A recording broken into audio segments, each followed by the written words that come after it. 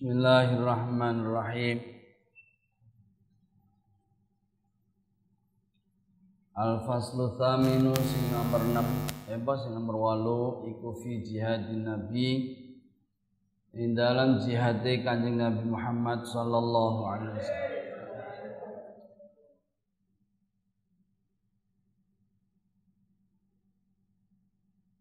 Ra'at qulubal ida amba bi'thatihi kanab'atin asfalat ghuflan minal ghanam. Ra'at dadekke wedi menjadikan takut qulubal ida ing ati-atine musuh apa amba bi'thatihi, berita diangkatnya Kanjeng Nabi Muhammad sallallahu alaihi wasallam.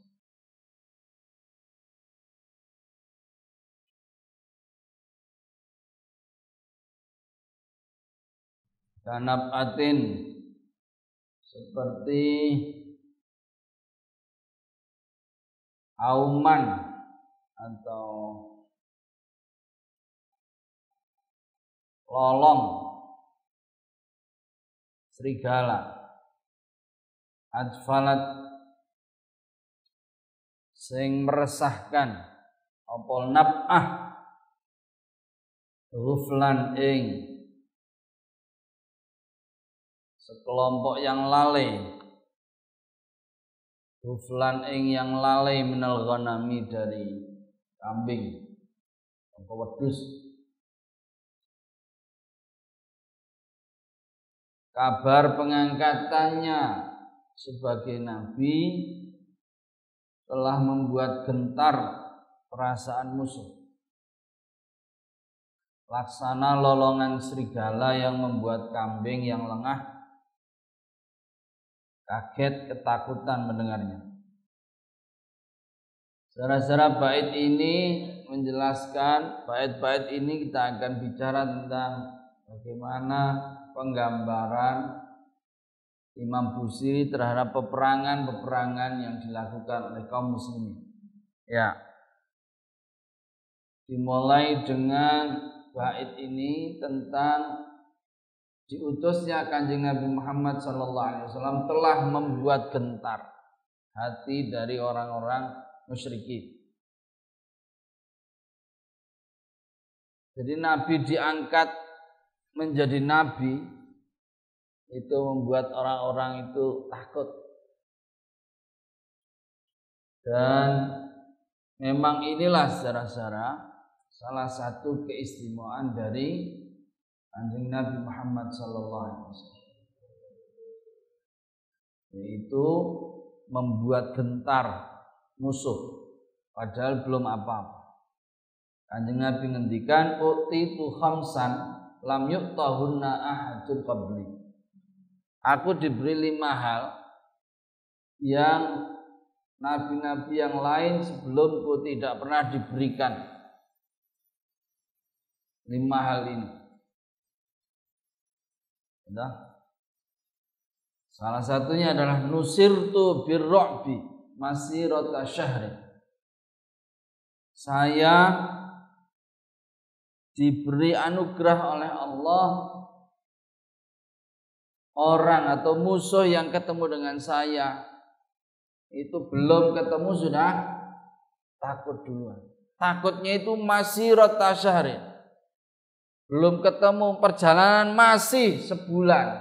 Katakanlah perjalanan masih sebulan itu orang sudah takut duluan.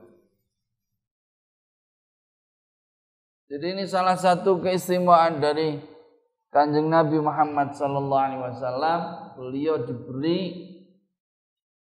kemampuan untuk orang takut duluan. Kalau orang sekarang bahasanya cyber, ya, harap nafsiyah. Jadi perasaan mengintimidasi kepada musuh. Ini yang punya, kalau zaman dulu itu petinju Muhammad Ali. Atau yang terkenal kalau zaman sekarang ini modelnya Mourinho, pelatihnya Tottenham. Itu senengnya itu belum sudah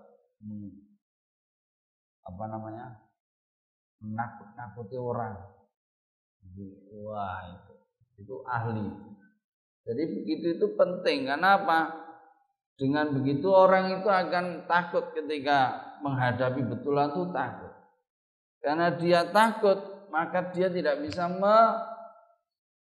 mengeluarkan kemampuan yang sebenarnya, karena dia berada di dalam tekanan. Dia sudah down duluan. Nah, karena tidak bisa mengeluarkan kemampuannya yang benar-benar, nah kita yang punya kemampuan bisa masuk. Dan itulah salah satu keistimewaan Kanjeng Rasul Muhammad SAW. Jadi beliau diberi kemampuan itu sehingga musuh belum ketemu sudah down duluan.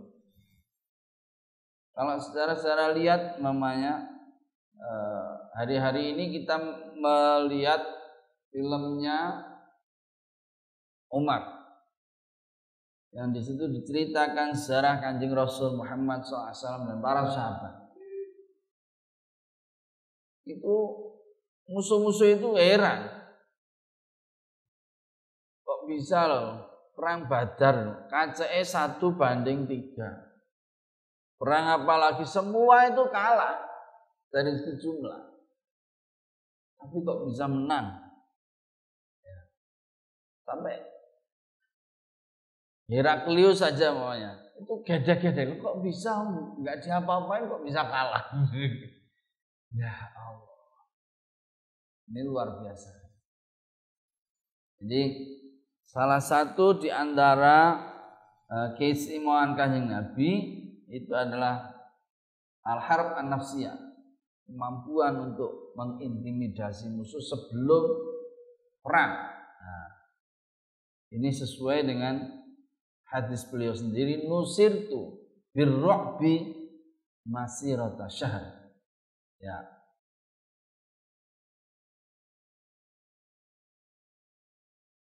Ini seperti apa? Kanab atin asfarat ghuflan minal ghanam. Ini seperti sekumpulan kambing itu kalau ada itu singo atau ada serigala bilang, "Oh, udah kaget duluan ya."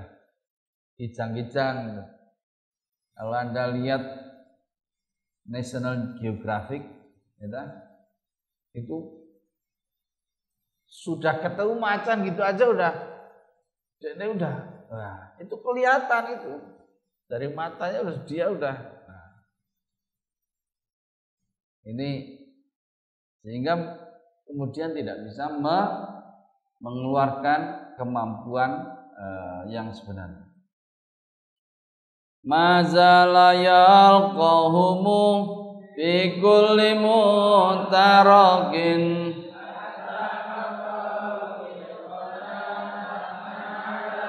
wa dhammi mazala ora barbar sapa Kanjeng Nabi iku yalqa, nemui sapa Kanjeng Nabi hum ing mereka fi kulli mutarakin dalam setiap pertempuran, hatta hakau sehingga nyerupani sapa mereka bilqona kelawan tombak,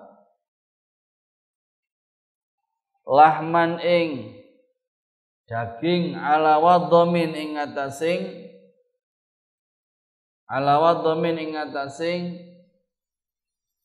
ya apa iki jenenge, ala wadhamin ing atasing ujungnya tombak atau tusukannya itu. Nabi tiada henti menghadapi musuh di setiap medan peperangan hingga mereka menyerupai daging yang tertusuk di ujung tombak. Jadi bait ini menjelaskan kepada kita bahwa Nabi itu tidak orang terus penak-penakan, Nabi sendiri ikut perang. Ya.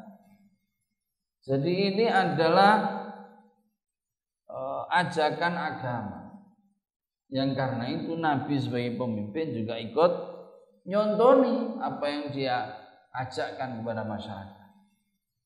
Dalam kerangka ini adalah perang.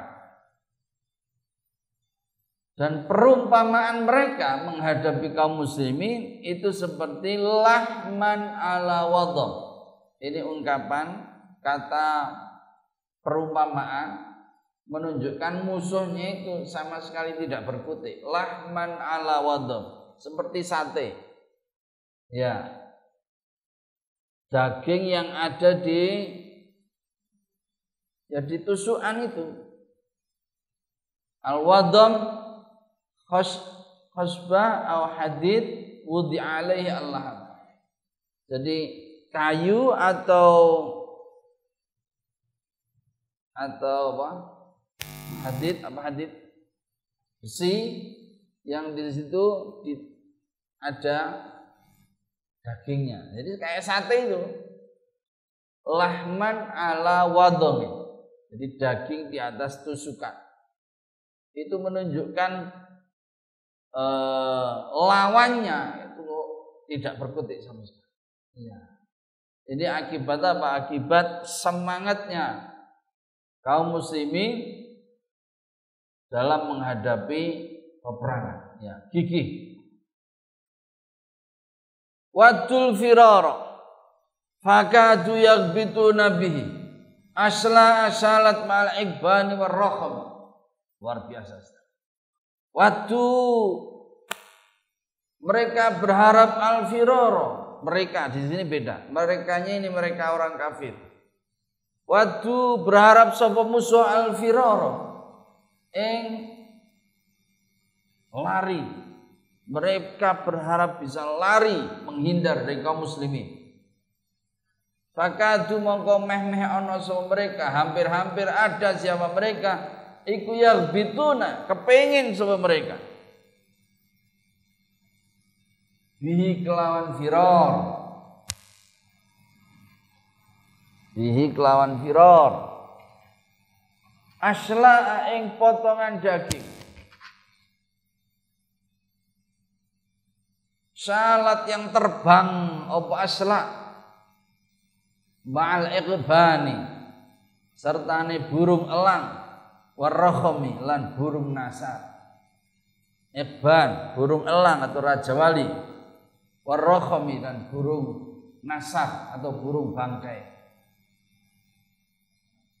Mereka berharap bisa lari menghindar dari Nabi dan pasukan muslimin. Bahkan saking takutnya mereka lebih suka jika tubuh mereka ini bisa terbang bersama dengan burung elang atau burung nasar, burung bangkai. Ya Allah, gambaran yang luar biasa. Jadi mereka takut sekali menghadapi kaum muslimin daripada dicabik-cabik oleh tentara kaum muslimin. Saya lebih baik digondol atau diapa itu, terbang dengan burung elang ini dan dicabik-cabik oleh burung elang. Ya Allah. Paham ya? Menunjukkan dahsyatnya bagaimana semangat perjuangan kaum muslimin. Ya. Daripada aku mati di udel-udel karo wong muslim wis aku wis manut wae. Diapaki karo burung elang. Karo paruhnya burung elang, dengan cakarnya burung elang. Wis aku luwih milih dicokoti manuk elang. Padahal yo kaya ngono kae to, masyaallah. Elang pernah megang elang loh. Elang itu Anda itu nggak bisa megang dengan ini sendiri, nggak bisa. Pak Afif kan pernah punya elang. Pak Afif. Dulu waktu itu belum ada Asri, jadi belum. Manuknya sekarang kan manuk-manuk yang tua. Dulu manuk yang muda. Itu elang itu nggak bisa ini sendiri. Ini harus pakai apa? Kulit. Ya, ini harus pakai kulit. Sebab sudah sakit. Jadi orang-orang nyokot nemplek kayak itu.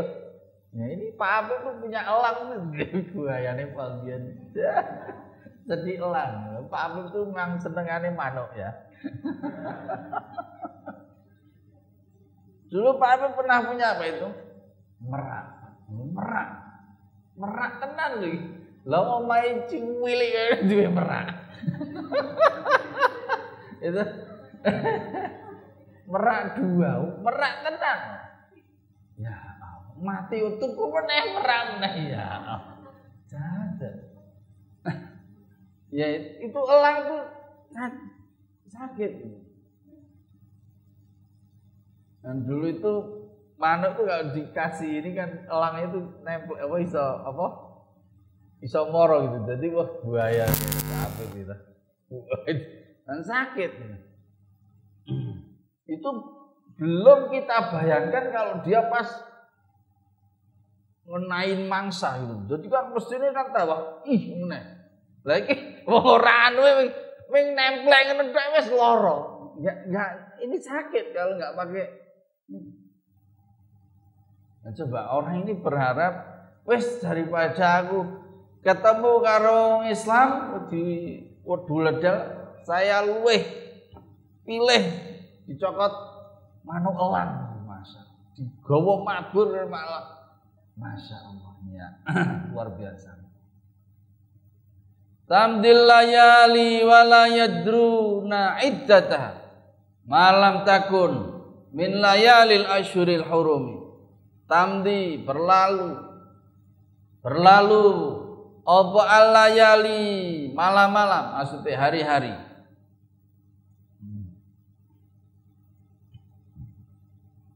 Wala yadruna dan mereka tidak tahu iddataha ing hitungane layali.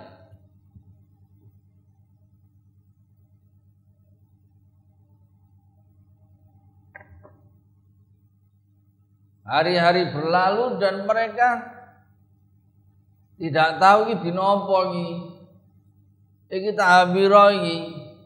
Karena mereka sudah enggak fokus lagi. Fokusnya menghadapi kaum muslimin. Bagaimana saya bisa selamat dari ancaman perang? Saya bisa menyelamatkan diri, saya bisa. Ini fokusnya mereka. Malam takun selagine ora ana apa layali iku min layalil asyuril hurumi di antara hari-hari bulan haram. Karena terlampau takut ya, saking takutnya hari-hari berlalu tanpa mereka tahu bilangannya. Hitungane iki tanggal piro? Saiki dina apa? Dene wis ora mikir. Selagi bukan di bulan-bulan haram. Karena kalau bulan haram memang tidak boleh perang. Ya. Ini Zara. Jadi mereka sudah lupa dengan hari-hari karena enggak fokus, enggak konsentrasi dengan hari-hari itu. Yang penting bagaimana dia selamat. Mikir ke piye carane sesuk aku selamat, piye carane. Ya. Secara dalam Islam itu ada bulan-bulan haram. Ya. Jadi ini warisan dari Nabi Ibrahim dan Nabi Ismail alaihi wassalam. Jadi selama di bulan-bulan itu maka ini kita disuruh memperbanyak kebaikan, amar ma'ruf, mendulang kebaikan. Sebaliknya kita diminta untuk menghindar dari maksiat dan keburukan, penganiayaan, penzaliman. Ini namanya bulan-bulan haram. Ya.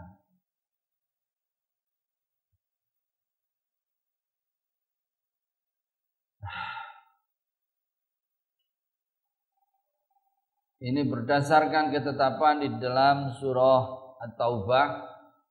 A'udzubillahi minasyaitonir rajim. Inna iddatash syuhuri 'indallahi 12 syahran fi kitabillah yauma khalaqas samawati wal arda minha arba'atun hurum. 4 bulan haram Kanjeng Nabi kemudian menjelaskan yang namanya 4 bulan haram itu adalah bulan Dzulqa'dah, Dzulhijjah, Muharram, dan Rajab.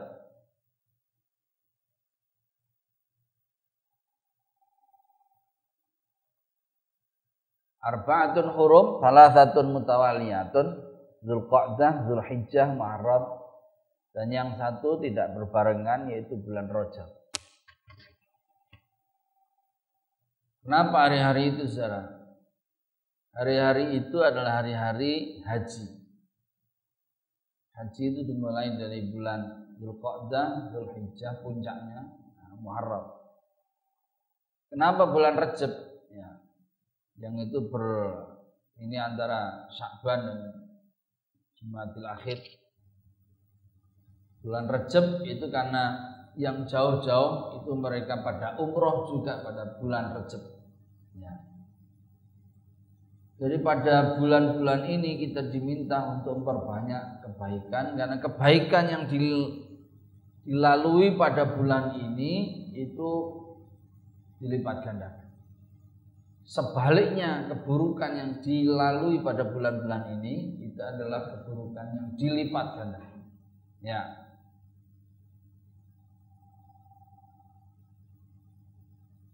Ka'annama dinu dhaifun halla sahatahu bikulli qarmin ila lahmil ida qarimi. Ka'annama dinu kaya-kaya utawi agama iku dhaifun, tamu. Seakan-akan agama adalah tamu. Halla yang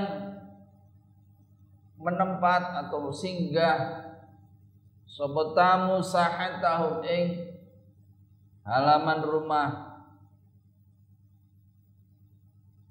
para sahabat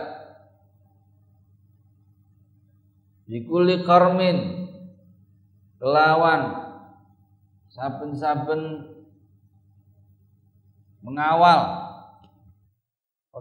atau pemberani atau teman-teman ilalah mil'ida maring dagingnya musuh qarimi podo berselera, semangat, hirs.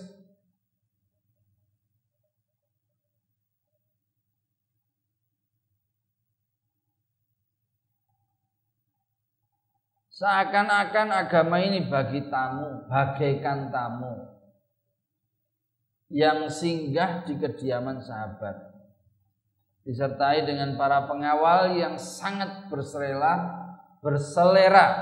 terhadap suguhan berupa daging musuh. Jadi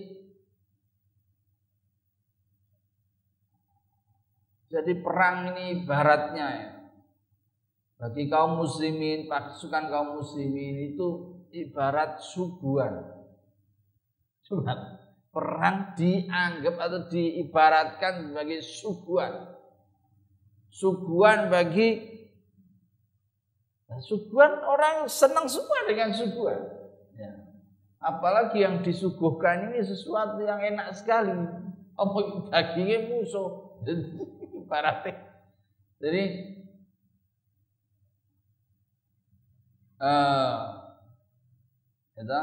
perang seperti menyuguhkan sesuatu.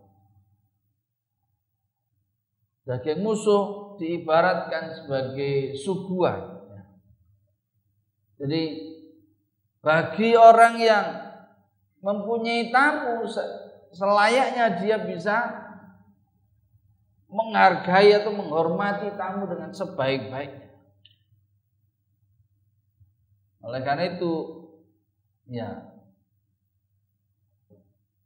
sebagaimana tamu, ya kita disuguh, dan suguhan kita kok suguhan yang enak sekali. Jadi ibaratnya perang ini sesuatu yang menyenangkan. Jadi berbeda dengan yang lain. Kaum muslimin menghadapi peperangan dengan fun. Dengan apa? Bergembira. Karena seperti dinyatakan dalam Quran itu ihdal husnain, yang didapat dari apapun yang kita lakukan itu dua. Gitu. Nek nek menang, yo menang, itu artinya kita mendapatkan kemenangan, meraih ghanimah, meraih kemenangan, rasa syukur yang luar biasa. Nek kalah, katakanlah mati, itu ya mendapatkan mati syahid. Jadi melakukan perang itu sama dengan melakukan apapun, sama gitu.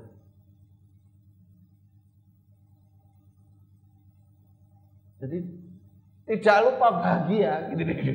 Jangan lupa bahagia termasuk ketika perang. Luar biasa. Oleh karena itu di sisi kita kaum muslimin itu menghadapinya dengan nyaman, sementara di sisi mereka orang takutnya luar biasa. Ini ibaratnya kita ini perang itu seperti kita mendapatkan suguhan. Ya jurru bahra khamisin fawqa sabihatin tarmi bimaujin minal abtali multatimin. Ya jurru, Kanjeng Nabi menaik. Ya jurru, mengerahkan sapa Nabi bahra khamisin ing bala tentara.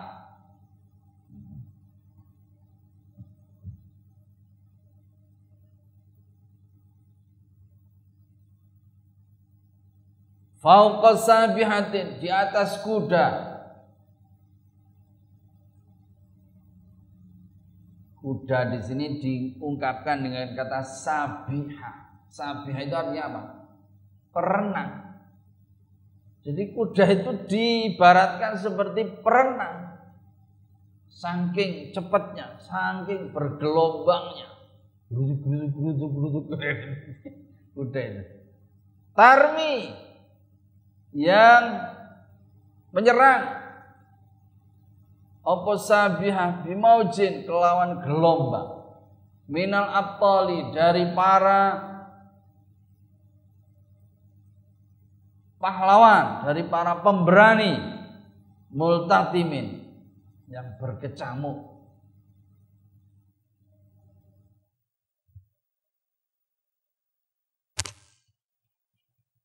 Yang mengerahkan tentara pasukan berkuda, yang menyerang secara bergelombang, laksana ombak yang berdeburan. Ombak dubur, dubur, dubur. Tidak ada habisnya, tidak ada hentinya. Jadi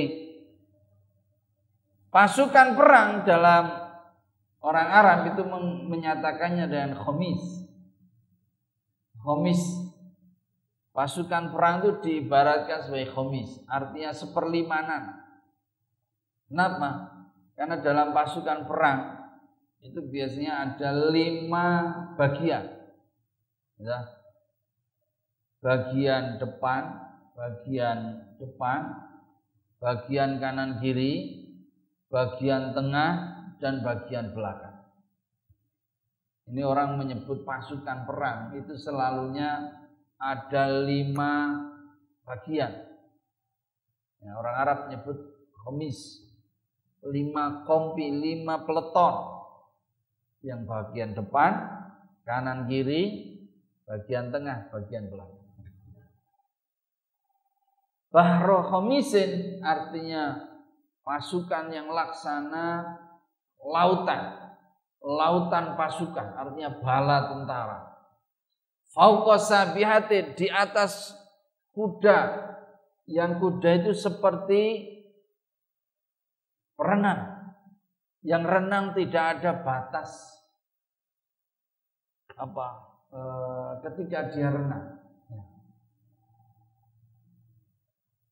Ini kudanya itu laksana berenang dan dia berada di sebuah lautan, berarti serangannya dilakukan secara bergelombang.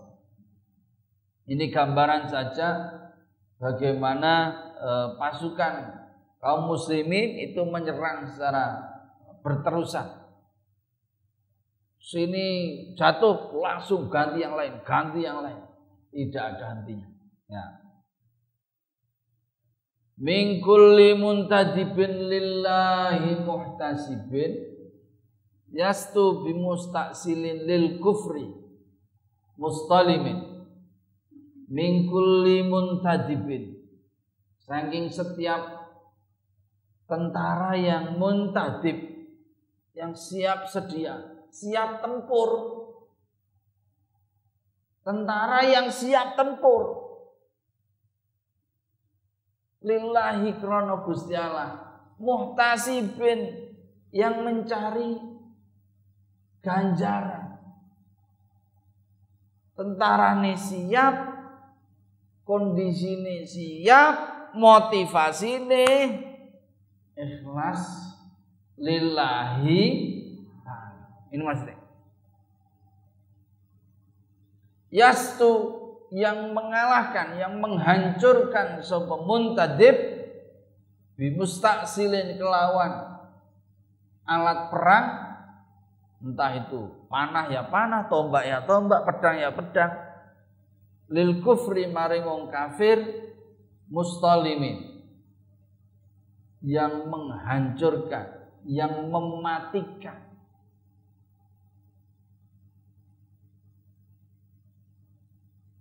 Tentara kaum muslimin, tentara yang siap tempur. Secara fisiknya siap. Dan muhtasib, memenuhi panggilan tugas secara tulus ikhlas. Yang diharapkan bukan bayaran, yang diharapkan bukan pangkat, yang diharapkan adalah entuk ganjaran. Ya Allah. Membasmi kekufuran dengan senjata yang mematikan. Ini motivasinya kaum muslimin yang tidak dimiliki oleh orang lain. Orang lain perang karena gawean, atau orang itu perang jadi polisi, jadi tentara karena dia jadi pasukan, karena dia dapat bulanan. Ini kalau kaum muslimin sudah kadung perang, ya tak? Maka dia perangnya itu fi sabilillah. Maksudnya apa? Ya maksudnya dia pengen golek syahid, pengen golek menang, lan golek syahid. Jadi dia berharapnya itu luar biasa. Oleh karena itu tidak ada takutnya. Ini kalau kaum muslimin ini perang. Makanya seperti yang saya nyatakan tadi. Mereka berperang dan mereka perang dengan rasa bahagia. Bayangkan, ya Allah, perang dan perangnya itu karena Gusti Allah. Ya Allah. Ini secara satu-satunya ya, yang senjata yang kita punya itu adalah senjata mental. Itu apa? Jihad fisabilillah. Yang dari sinilah musuh-musuh kita ini takut. Karena dengan jihad orang itu nggak mikir mau urip yo alhamdulillah, mati yo alhamdulillah. Itu ini mingkul muntadibin.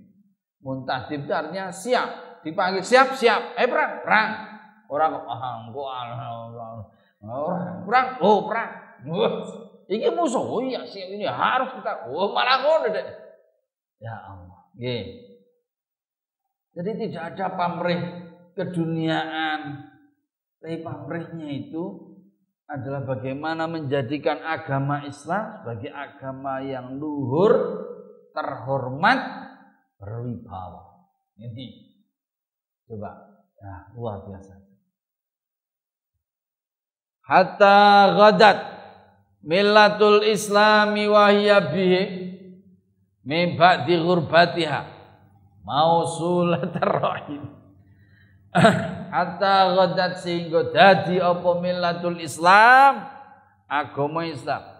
Wa ya millatul Islam iku bihim kelawan mereka semua. Mimba di ghurbat ya, saking sakwise asinge Islam, saking sakwise aneh Islam, karena datang baru, asing. Iku mausulatar rahimi,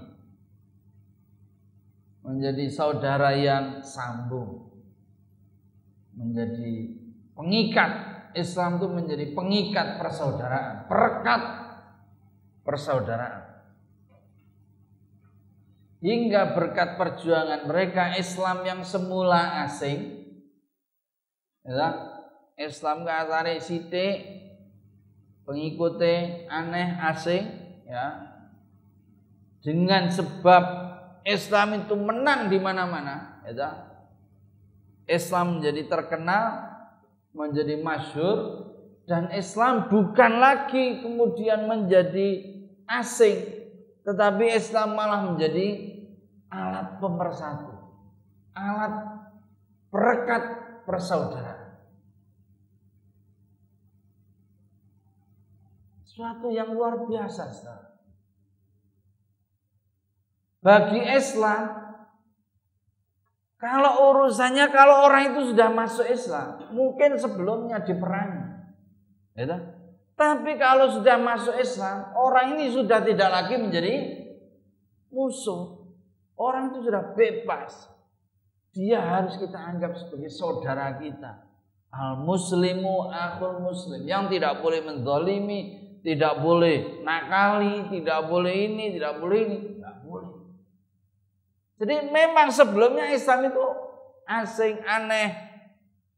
Tapi ketika mereka sudah menjadi Islam, ya, maka orang itu menjadi bersaudara.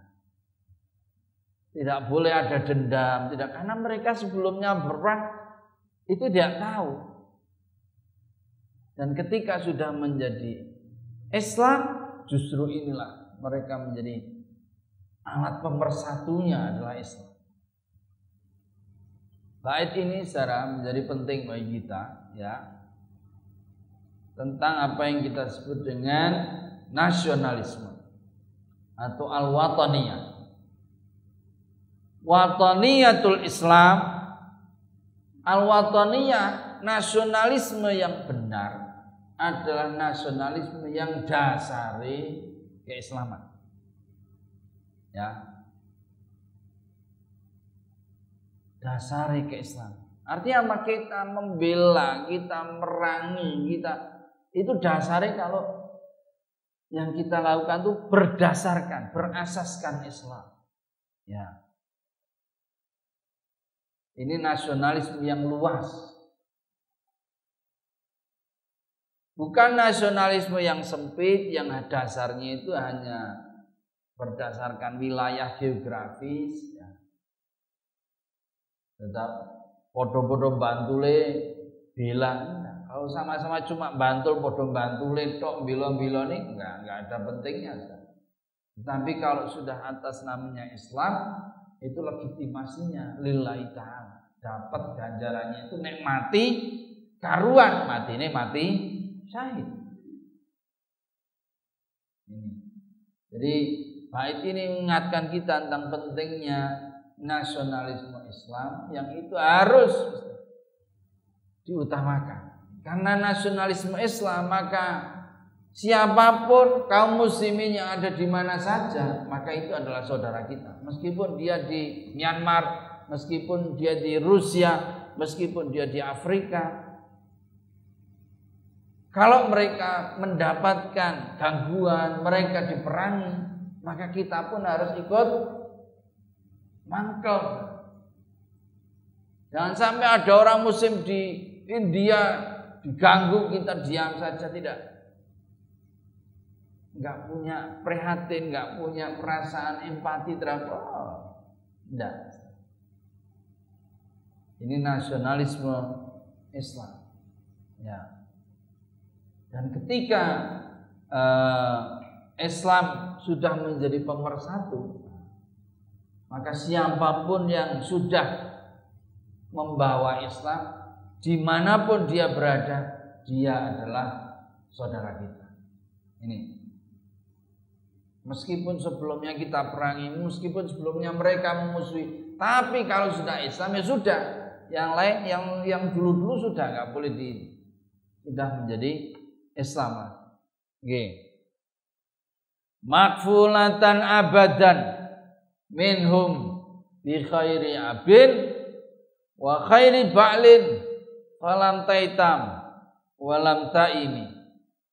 Iku makfulatan dijamin abadan ing dalam saklawase minhum saking mereka al-abtal tadi apa?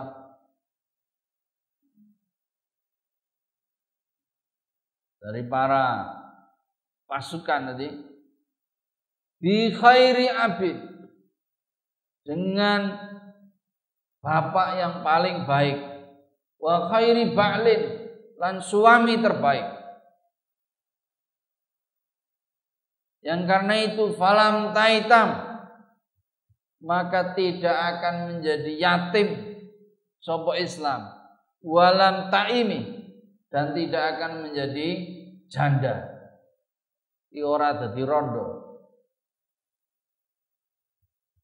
Akibatnya karena Islam itu menjadi alat pemersatu, maka Islam itu menjadi terlindungi. Agama Islam menjadi terlindungi. Islam itu laksana anak rojo. Islam itu menjadi anak kiai ning utawa gus. Sing apa-apa kuwi diladeni, apa-apa kuwi dipenuhi, apa-apa kuwi dijaga. Ini Islam.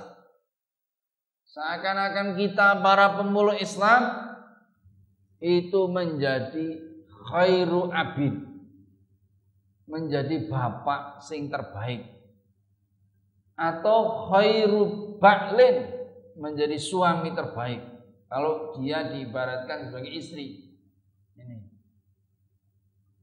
Jadi kita melayani Islam, melayani apa yang menjadi ajakan dari Islam, itu seperti kalau kita mempunyai anak atau mempunyai istri, ya kita harus memperlakukannya dengan sebaik-baiknya.